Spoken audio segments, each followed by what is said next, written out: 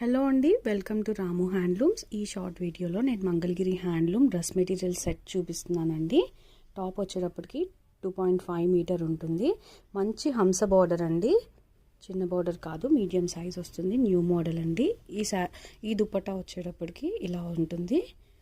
Top colour match అయ్యేటట్టు ఇలా ఇచ్చేసారండి. నీట్గా టాజిల్స్ కూడా చేసేసాము.